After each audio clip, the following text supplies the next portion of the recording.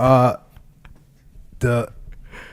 that time, you kind of came up with the name of the Cro-Mags. You came up with the Cro-Mags name, and you started like tagging everything with Cro-Mags and writing it everywhere. Yeah. And you had a kick-ass band. It was like when we talked about my first hardcore band called Bronson's Children. First thing we did, no music, we made T-shirts. Yeah, no, you got to. We're thinking merchandise.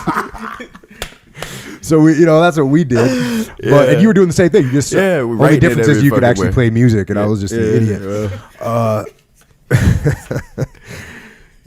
Let me see where we're going with this one. So you start putting together the band, and then things started getting a little bit crazy.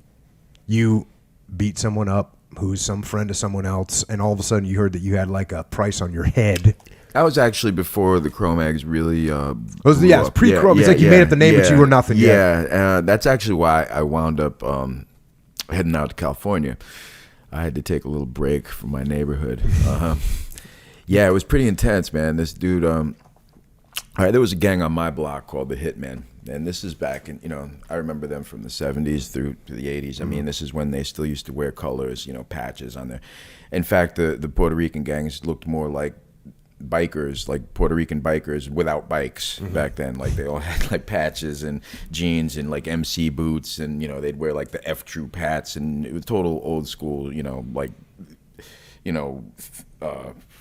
wolf tails and shit, lots of fur collars. This is like ridiculous shit. If you look on old YouTube and old photos of New York gangs, you'll be like, oh, okay, that's what he's talking about. Yeah. Anyway, these guys were they were no joke. And one of the hitmen was Pigman, and he, they did hits. They weren't called the Hitmen, because they, wrote hit songs.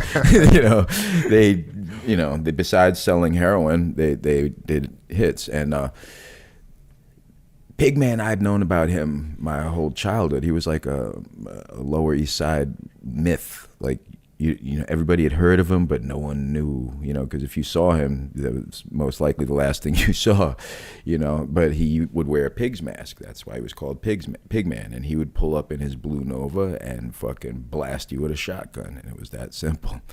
And they actually kicked in a friend of mine's door and put shotties in people's mouths and guns to their heads. Where's Harley in one of the skinhead apartments looking for me? And they came to my squat, pulled someone into a corner and put knives to their throats, which apartment's Harley in. And Pigman was cruising by my friends with the mask on and didn't see me, so kept driving, I guess. So it was real. And I'm like, I was like fucking 15, I'm 15. I got fucking Pigman looking for me. I mean, that's fucking no joke. This is Pigman, motherfucker, Pigman, and I'm like telling the locals on my block, I'm like, shit, man, my mother lives on 12th Street. What the fuck? What about her? Oh, don't worry about your mom. Everybody loves your mom. This not personal, man. There's money involved. It's business. But you should get out of here, man. You should hang low. These were your Puerto Rican brothers telling you this. Yeah, like the guys from the block, just people who knew me from school, like people like, my friends' uncles and shit like that, like, dude, you should get the fuck out of here. So I'm like, you know what, I think I will. Yeah. So, and that's because you beat somebody up. Yeah, I used to get in a lot of fights, and I used to also, I beat someone up, and it turned out he was it was this guy who was owner of one of the after hours clubs on the Lower East Side. And a lot of these after hours clubs, like Save the Robots and the Pyramid and all these other places, they had like they were the late night freak clubs where everybody'd go like till 6 a.m, and they would all be doing blow and doing coke. So I guess that's how they knew the Hitmen, because they all the club freaks used to buy all their drugs from the Puerto Ricans in the neighborhood. So we were kind of fucking up their business too, because we were like fucking up all the new freaks that were starting to come to the Lower East Side, all the new white people that we were like, fuck. We just made this motherfucking neighborhood safe. Now you motherfuckers all think you just is the gangbusters, like you're all just a flood. This fucking fuck this. This is our neighborhood now. Yeah. So I was an asshole. I mean, I have to admit that. Looking back, if you're ever gonna man up, you have to be able to say yes, I was an asshole. But that shit, Pigman was no joke. And I went to California. The shit died off. I came back. Dude, you went to California, and I was reading that part of the book, and I was like, what in God's name is going on? Yeah. Dude, talk about the vats. Yeah, man. Bro. We were living in an abandoned brewery. There was, a couple hundred kids living there probably. We were all living in the actual vats that they used to have, the like rubber-coated square rooms, like with a manhole to get in and out of. And, we were living in the air vents and... Yeah, it was fucking crazy, man, and everybody was fucked up on drugs. Everybody was a runaway. Everybody was, it was... What amazes me about the 80s is the lawlessness, in New York and in San Francisco, Like, you could really get away with just about fucking anything, and there would be, like, no police involvement, no repercussion, I mean, you'd get into a fight and the shit could go on for a half a fucking hour, like from one area to another and back and forth, guns. Full fight. Yeah, like, I mean, you would fucking start fighting on Avenue A, you'd end up on 1st Avenue over on 7th Street, then back over to 8th Street and back down to Avenue A, and it's like mad screaming and, stabbings and bottles breaking and no cops, and it was like, I mean, shit happens now, man. You fart too fucking loud on the street here and you get arrested. It's like, So how are you? You're 15 years old. You're living in a vat. Yeah. In San Francisco with a bunch of everyone's fucked runaways, up on drugs, speed. Everybody's meth. Crystal meth, fucking shooting crystal left, right, front, and center, dropping liquid acid in their eyeballs. Yeah. God. Yeah. How's that even like? How do you process that? And the other weird thing is like you're surviving. Like you're getting food somehow, right? Yeah. You're stealing food, shoplifting and panhandling and mugging people. Just figuring it out. And that's what everyone in these vats are doing. Yeah, well, I mean, there was only a couple of us that were out mugging people because there was only like me and Mark Dagger and a couple other people who were like hard asses. Everybody else was either out panhandling or turning tricks. Damn. It was like you were either out mugging someone, sucking a dick, or begging for change. And did you just think like, okay, this is what life is like?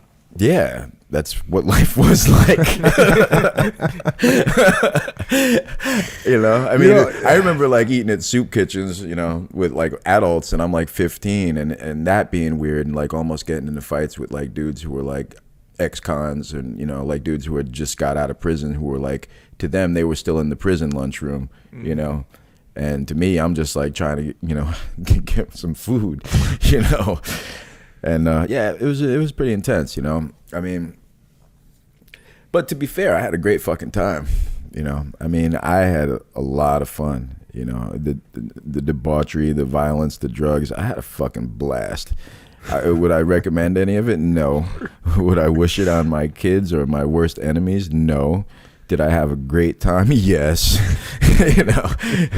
How I fucking made it, I don't know, but I guess is that like when people talk about, when people say to me, oh, I think this is the same thing, because I'm sitting here going, how can that be fun? But I guess people ask me about like being... No, think about the most intense situations you've been in. It's like the adrenaline, the fucking... Like, dude, the last time I got in like a real fucking no, not the last time, the third or fourth to last time I got in a really bad, violent situation, like... the one, it's in the book, when I I fucked up this dude who was in a gang, and the next thing I know, I got like 30 dudes fucking coming after me with pipes, bats, smashing out our windows, and I'm running into the crowd of them to save a friend of mine. Now, see, like, dude, I was fucking like high for like a week off of the adrenaline. And then when I finally came down, I was like, whoa, what the fuck was that, man? I could have died, But like for literally a week after that shit, I was just like, yeah, like fucking bring it, and that's like, but that's the difference between certain type of people. Like, I will run into a fucking violence to save a friend. Yeah. And a lot of fucking people that I grew up with will fucking punk out.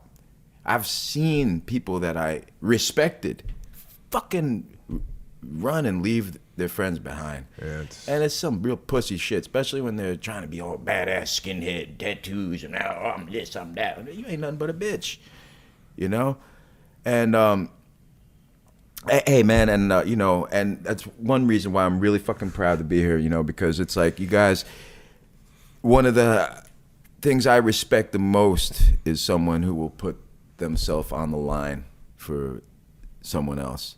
Like when you will put your own life at risk for another person, there's nothing more admirable than that.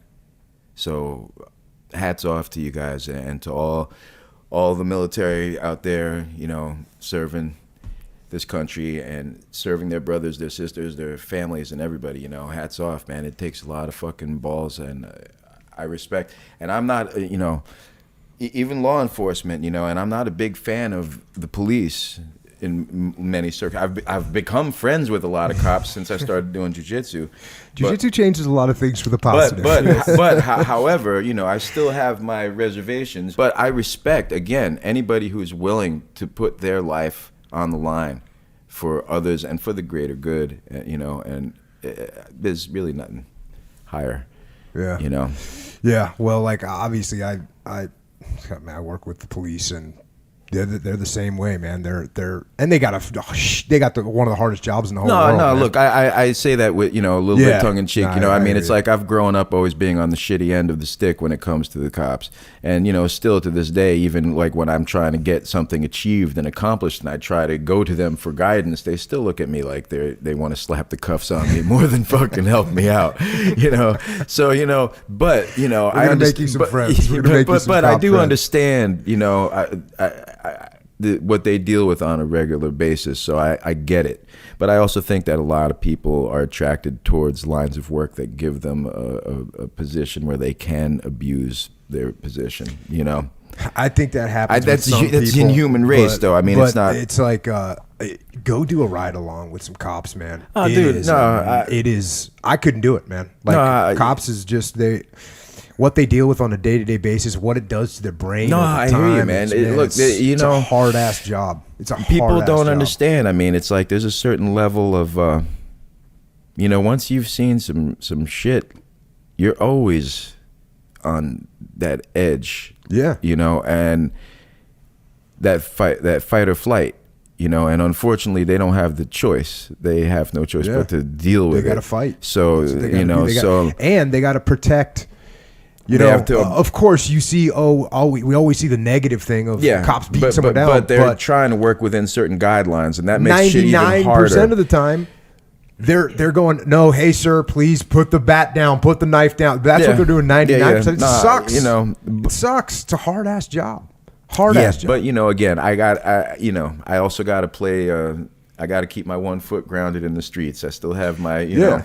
You were, you're conditioned, from your childhood, that the man you were on the other side. You were on the other side, man. Exactly, you were on the other side, and so now that's how you're conditioned. They hate us. We hate them.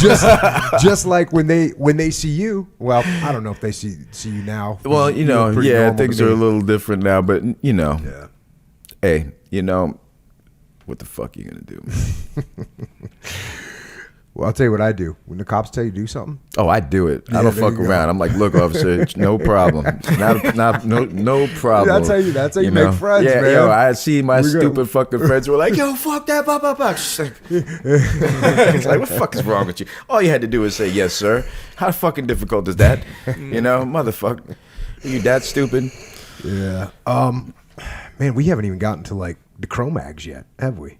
Who? The Cro-Mags. Oh, yeah. Like putting together the first album. You know what I mean? Yeah. Shit.